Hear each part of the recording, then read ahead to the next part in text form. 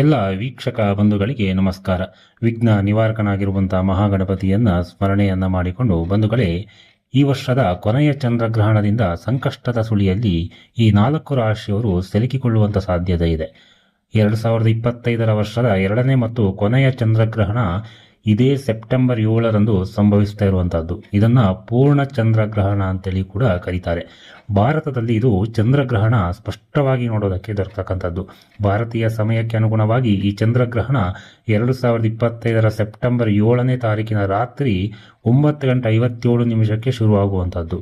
2025 September 8ನೇ ತಾರೀಕು 1:26 ಕೊನೆಗೊಳ್ಳುವಂತಹದ್ದು. ಕುಂಭರಾಶಿಯಲ್ಲಿ ಈ ಒಂದು ಗ್ರಹಣ ಸಂಭವ ಆಗ್ತಕ್ಕಂಥದ್ದು. ಈ ಚಂದ್ರಗ್ರಹಣ ಸರಿಸುಮಾರು 3:28 ಕಾಲ ಇರುವಂತಹದ್ದು. ಈ ಚಂದ್ರಗ್ರಹಣ ಭಾರತದಲ್ಲಿ ನಾವು ಖಂಡಿತವಾಗಿ ನೋಡಬಹುದಾಗಿದೆ.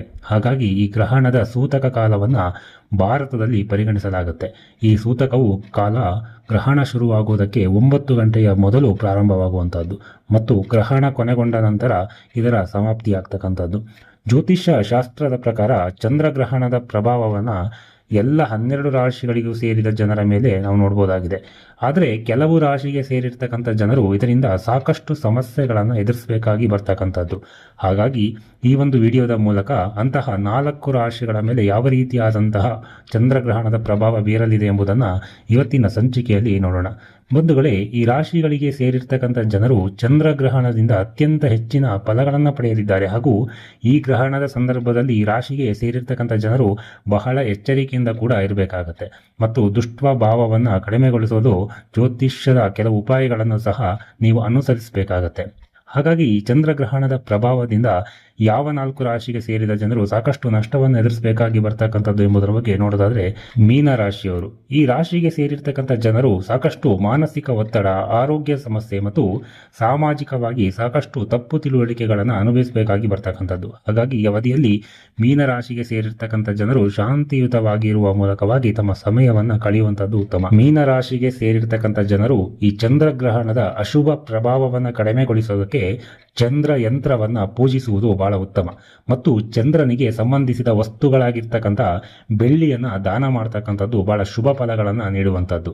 ಹಾಗೆ ಮೀನರಾಶಿಗೆ ಸೇರಿದ ಜನರು ಈ ಒಂದು ಸಂದರ್ಭದಲ್ಲಿ ಓಂ ಶಂ ಚಂದ್ರಾಯ ನಮಃ ಮಂತ್ರವನ್ನ ಜಪಿಸುವುದು ವಿಶೇಷವಾಗಿರ್ತಕ್ಕಂತಹ ಲಾಭದಾಯಕವಾಗಿರುವಂಥದ್ದು ಮತ್ತು ಆ ಚಂದ್ರ ಗ್ರಹಣದಿಂದ ಬರ್ತಕ್ಕಂಥ ಅಶುಭ ಪ್ರಭಾವದಿಂದ ಈ ಒಂದು ಮಂತ್ರ ಉಚ್ಚಾರ ಮಾಡುವುದರಿಂದ ಸಾಕಷ್ಟು ಒಂದು ಬರ್ತಕ್ಕಂಥ ಸಮಸ್ಯೆಯನ್ನ ತಡೆಯಬಹುದಾಗಿದೆ. ಹಾಗೆ ಚಂದ್ರಗ್ರಹಣಕ್ಕೆ ಪ್ರಭಾವ ಬೀರ್ತಕ್ಕಂತಹ 2ನೇ ರಾಶಿ ಯಾವುದು ಅಂತ ಹೇಳಿದ್ರೆ ವೃಶ್ಚಿಕ ರಾಶಿಯವರು.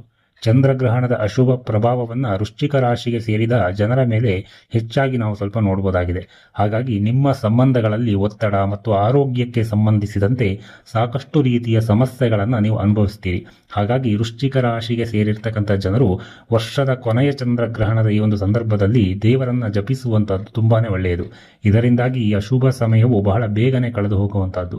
ಈ ಗ್ರಹಣದ ಸಂದರ್ಭದಲ್ಲಿ ನೀವು ಮಹಾಮೃತ್ಯುಂಜಯ ಮಂತ್ರ, ಗಾಯತ್ರಿ ಮಂತ್ರ, ಹನುಮಾನ್ ಚಾಲಿಸ ಅಥವಾ ಓಂ ನಮಃ ಶಿವಾಯ ಎಂಬಂತ ಮಂತ್ರಗಳನ್ನು ಜಪಿಸುವುದರಿಂದ ಬರ್ತಕ್ಕಂತಹ ಚಂದ್ರಗ್ರಹಣದ ಅಶುಭ ಪ್ರಭಾವದಿಂದ ನೀವು ತಪ್ಪಿಸಿಕೊಳ್ಬಹುದು. ಇನ್ನು 2025 ಕೊನೆಯ ಚಂದ್ರಗ್ರಹಣ ಈ 3ನೇದಾಗಿ ಕಟಕ ರಾಶಿಯವರ ಮೇಲೂ ಕೂಡ ಒಂದಿಷ್ಟು ಪ್ರಭಾವ ಬೀರುವಂತಹದ್ದು. ಕಟಕ ರಾಶಿಗೆ ಸೇರಿರ್ತಕ್ಕಂಥ ಜನರ ಮೇಲೆ ಅಶುಭ ಪ್ರಭಾವವನ್ನು ಬೀರ್ತಕ್ಕಂಥದ್ದು. ಇದರಿಂದ ಕಟಕ ರಾಶಿಯವರಿಗೆ ಆರ್ಥಿಕವಾಗಿರುವಂತಹ ನಷ್ಟ ಹಾಗೂ ಮಾನಸಿಕವಾಗಿರ್ತಕ್ಕಂಥ ಅಶಾಂತಿ ಉಂಟಾಗ್ತಕ್ಕಂಥ ಸಾಧ್ಯತೆ ಬಹಳ ಹೆಚ್ಚಿರುವಂತಹದ್ದು. ಚಂದ್ರನ ಅಶುಭ ಪ್ರಭಾವವನ್ನು ಕಡಿಮೆಗೊಳಿಸುವುದಕ್ಕೆ ಕಟಕ ರಾಶಿಗೆ ಸೇರಿದಂತಹ ಜನರು ತಮ್ಮ ಮಾತನ್ನ ನಿಯಂತ್ರಣದಲ್ಲಿ ಇಟ್ಕೊಳ್ಬೇಕಾಗ್ತದೆ. ಉತ್ತಮ ಮತ್ತು ಯಾರೊಂದಿಗೂ ಕೂಡ ಕಠಿಣವಾಗಿರ್ತಕ್ಕಂಥ ಮಾತುಗಳನ್ನು ಆಡದಂತೆ ಎಚ್ಚರ ವಹಿಸಬೇಕಾಗತ್ತೆ. ಈ ಚಂದ್ರಗ್ರಹಣದ ಸಂದರ್ಭದಲ್ಲಿ ನೀವು ಶಿವ, ಚಂದ್ರದೇವ ಮತ್ತು ಹನುಮಂತನನ್ನ ಶ್ರದ್ಧಾಭಕ್ತಿಯಿಂದ ಪೂಜಿಸಬೇಕಾಗತ್ತೆ. ಹಾಗೇನೆ ಶಿವಲಿಂಗದ ಮೇಲೆ ಹಾಲು ಮತ್ತು ನೀರನ್ನ ಅರ್ಪಿಸುವಂತಹದ್ದು. ಗ್ರಹಣ ಕೊನೆಗೊಂಡ ನಂತರ ಅಗತ್ಯವಿರ್ತಕ್ಕಂಥ ವ್ಯಕ್ತಿಗಳಿಗೆ ಹಾಲು, ಬಿಳಿ ಬಣ್ಣದ ಬಟ್ಟೆ ಮತ್ತು ಬೆಳ್ಳಿ ಇತ್ಯಾದಿ ವಸ್ತುಗಳನ್ನ ನೀವು ದಾನ ಮಾಡಬೇಕಾಗತ್ತೆ.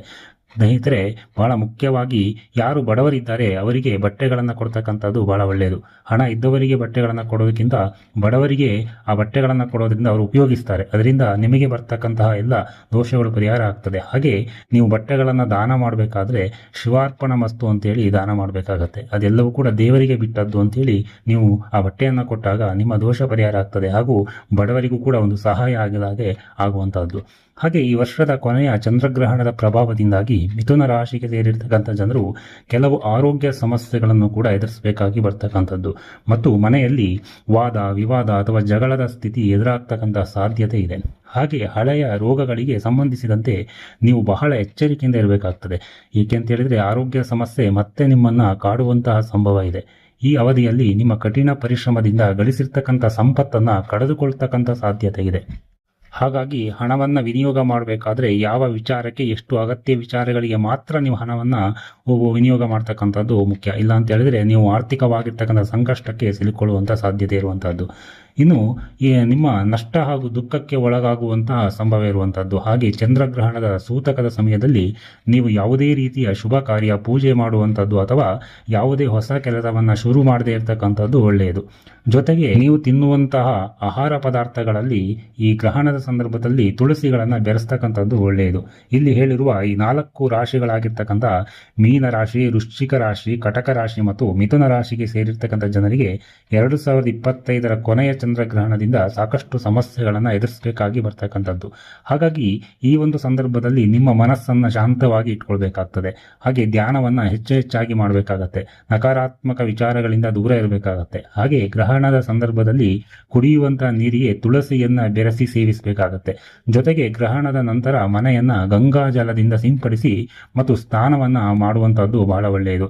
ಮತ್ತೆ ಇದರ ನಂತರ ಧಾರ್ಮಿಕ ಸ್ಥಳಗಳಿಗೆ ನೀವು ಭೇಟಿಯನ್ನು ನೀಡಬೇಕಾಗ್ತದೆ. ಯಾವಾಗ ಗ್ರಹಣ ಮುಗಿತದೆ ಆ ನಂತರದಲ್ಲಿ ಎಲ್ಲವನ್ನ ಸ್ನಾನ ಮಾಡಿ ಶುದ್ಧ ಮಾಡಿಕೊಂಡು ಧಾರ್ಮಿಕ ಸ್ಥಳಗಳಿಗೆ ದಯವಿಟ್ಟು ಭೇಟಿ ನೀಡುವಂತ ಕೆಲಸ ಮಾಡಿ. ಇದರಿಂದ ನೀವು ಗ್ರಹಣದ ಅಶುಭ ಪ್ರಭಾವದಿಂದ ಸಾಧ್ಯವಾದಷ್ಟು ಕಡಿಮೆ ಮಾಡಬಹುದಾಗಿದೆ. ಗ್ರಹಣ ಪ್ರಾರಂಭವಾಗುತ್ತಿದ್ದಂತೆ ಮತ್ತು ಗ್ರಹಣ ಬಿಟ್ಟ ನಂತರ ಉಟ್ಟ ಬಟ್ಟೆಯಲ್ಲಿ ಸ್ನಾನವನ್ನ ಮಾಡಬೇಕಾಗತ್ತೆ. ಗ್ರಹಣದ ಸ್ಪರ್ಶ ಸಮಯದಲ್ಲಿ ಮಾಡುವಂತಹ ಸ್ನಾನ ಲಕ್ಷ ಸ್ನಾನಗಳ ಫಲವನ್ನ ಪಡೆದುಕೊಳ್ಳುತ್ತೆ. ಹಾಗೆ ಗ್ರಹಣದ ಮೋಕ್ಷ ನಂತರ ಮಾಡುವಂತಹ ಸ್ನಾನ ಇದೆಯಲ್ಲ, ಅದು ಅನಂತ ಸ್ನಾನಗಳ ಫಲವನ್ನ ಪಡೆದುಕೊಳ್ತದೆ. ಗ್ರಹಣ ಸಮಯದಲ್ಲಿ ಮಾಡುವಂತಹ ಜಪ ತಪಾದಿ ಹೋಮವು ಕೋಟಿ ಹೋಮಗಳು ಫಲವನ್ನ ಕೊಡುವ ಹಾಗೆ ಅಷ್ಟು ಒಂದು ಫಲವನ್ನ ನೀಡ್ತಕ್ಕಂಥದ್ದು. ಗ್ರಹಣದ ಮೊದಲು ಮಾಡಿದಂಥ ಅಡಿಗೆಗಳನ್ನು ಊಟ ಮಾಡಬಾರ್ದು. ಯಾವಾಗ ಗ್ರಹಣ ಮುಗಿಯತ್ತೆ ಆ ನಂತರವೇ ಅಡಿಗೆ ಮಾಡಿ ಊಟ ಮಾಡಿಕೊಳ್ಳುವಂಥದ್ದು. ಹಾಗೆಯೇ ಚಂದ್ರಗ್ರಹಣದ ಸಂದರ್ಭದಲ್ಲಿ ಮಲಗುವಂಥ ಅಭ್ಯಾಸವನ್ನ ಮಾಡ್ಕೊಳ್ಬೇಡಿ. ಯಾವುದೇ ಕಾರಣಕ್ಕೂ ಕೂಡ ಗ್ರಹಣ ನಡೆಯುವಾಗ ಮಲಗುವಂಥ ಅಭ್ಯಾಸವನ್ನ ದಯವಿಟ್ಟು ತಪ್ಪಿಸಿಕೊಳ್ಳಿ. ಗ್ರಹಣ ಸಮಯದಲ್ಲಿ ಧರಿಸಿರುವಂತಹ ಬಟ್ಟೆಗಳನ್ನು ಗ್ರಹಣದ ನಂತರ ಶುದ್ಧ ನೀರಿನಲ್ಲಿ ತೊಳಿಬೇಕು ಮತ್ತು ಗ್ರಹಣ ಕಾಲ ಮುಗಿದ ನಂತರ ತಪ್ಪದೆ ಸ್ನಾನವನ್ನ ಮಾಡಿ ಆಹಾರವನ್ನು ತೆಗೆದುಕೊಳ್ಳುವಂಥದ್ದು. ಈ ಗ್ರಹಣ ಸಮಯದಲ್ಲಿ ಗರ್ಭಿಣಿಯರು ತಮ್ಮ ಹತ್ತಿರ ತೆಂಗಿನಕಾಯಿಗಳನ್ನು ಇಟ್ಕೊಳ್ಬೇಕು. ಮಲಗುವಂಥ ಸಮಯದಲ್ಲಿಯೂ ಸಹ ತೆಂಗಿನಕಾಯಿಯನ್ನ ಪಕ್ಕದಲ್ಲೇ ಇಟ್ಕೊಂಡು ಮಲಗಬೇಕು. ಚಂದ್ರಗ್ರಹಣದ ಸಂದರ್ಭದಲ್ಲಿ ಮನೆಯ ಹೊರಗೆ ಯಾವುದೇ ರೀತಿಯ ಮಾತುಕತೆಗಳನ್ನು ಚರ್ಚೆಗಳನ್ನು ಇಟ್ಕೊಳ್ಬಾರ್ದು. ಬದಲಾಗಿ ಈ ಒಂದು ಸಂದರ್ಭದಲ್ಲಿ ಹಸುಗಳಿಗೆ, ಪಕ್ಷಿಗಳಿಗೆ ಮತ್ತು ಬಡವರಿಗೆ, ಜನರಿಗೆ ದಾನ ಮಾಡ್ತಕ್ಕಂತಹ ಅಭ್ಯಾಸವನ್ನ ಸದ್ಗುಣಗಳನ್ನ ನೀವು ಬೆಳೆಸಿಕೊಳ್ಬೇಕು. ಜೊತೆಯಲ್ಲಿ ಚಂದ್ರಗ್ರಹಣದ ಒಂದು ಸಂದರ್ಭದಲ್ಲಿ ನಿಮಗೆ ಇಷ್ಟವಾಗಿರ್ತಕ್ಕಂಥ ದೇವತೆಗಳ ಮಂತ್ರಗಳನ್ನು ಜಪಿಸಬೇಕು. ಆ ಮಂತ್ರವನ್ನ 108 ಬಾರಿ ಆದರೂ ಕೂಡ ಜಪಿಸಬೇಕು. ಇದು ಚಂದ್ರಗ್ರಹಣದ ಕೆಟ್ಟ ಪರಿಣಾಮವನ್ನ ನಿಮಗೆ ಹೆಚ್ಚು ಬೀರೋದಿಲ್ಲ. ಚಂದ್ರಗ್ರಹಣದ ಮೊದಲು ಪೂಜಾ ಕೊಠಡಿಯ ಬಾಗಿಲನ್ನು ಮುಚ್ಚಬೇಕಾಗತ್ತೆ ಅಥವಾ ಪರದೆಯನ್ನು ಹಾಕಬೇಕಾಗತ್ತೆ. ಗ್ರಹಣದ ನಂತರ ಆ ಪರದೆಯನ್ನು ತೆಗೆದು ಗಂಗಾ ಜಲವನ್ನ ಚುಮುಕಿಸುವ ಮೂಲಕ ಪೂಜಾ ಕೋಣೆಯನ್ನು ಶುದ್ಧಗೊಳಿಸಬೇಕು. ಒಟ್ಟಾರೆಯಾಗಿ ಒಂದು ವೇಳೆ ಚಂದ್ರಗ್ರಹಣದ ಸಮಯದಲ್ಲಿ ಸಾಧ್ಯವಾದಷ್ಟು ಧಾರ್ಮಿಕ ಮಂತ್ರಗಳನ್ನು ಪಠಿಸುವಂಥದ್ದು ಮತ್ತು ದೇವರನ್ನ ಸ್ಮರಣೆ ಮಾಡುವಂಥದ್ದು. ನೀವು ಗಾಯತ್ರಿ ಮಂತ್ರ, ಮಹಾಮೃತ್ಯುಂಜಯ ಮಂತ್ರ ಅಥವಾ ಇತರ ಮಂತ್ರಗಳನ್ನು ಪಠಿಸಬಹುದು. ಚಂದ್ರಗ್ರಹಣದ ಸಮಯದಲ್ಲಿ ಶಿವ ಚಾಲೀಸವನ್ನ, ಹನುಮಾನ್ ಚಾಲೀಸವನ್ನು ಪಠಿಸುವಂಥದ್ದು. ಇದರಿಂದ ನೀವು ಗ್ರಹಣದ ಯಾವುದೇ ಅಡ್ಡ ಪರಿಣಾಮವನ್ನು ಅನುಭವಿಸುವುದಕ್ಕೆ ಸಾಧ್ಯ ಇರೋದಿಲ್ಲ. ಹಾಗೆ ಗ್ರಹಣದ ಸೂತಕ ಅವಧಿ ಆರಂಭ ಆಗುವ ಮುನ್ನವೇ ಗ್ರಹಣಕ್ಕೂ ಒಂದು ದಿನ ಮೊದಲು ಈ ಒಂದು ತುಳಸಿ ಎಲೆಗಳನ್ನು ಕಿತ್ತಿಟ್ಕೊಳ್ಳಿ. ಚಂದ್ರಗ್ರಹಣದ ದಿನ ಬಡವರಿಗೆ ಅಥವಾ ಅಗತ್ಯ ಇರ್ತಕ್ಕಂಥವರಿಗೆ ಕೈಲಾದಷ್ಟು ದಾನ ಮಾಡಿ ಅಥವಾ ಸಹಾಯ ಮಾಡಿ.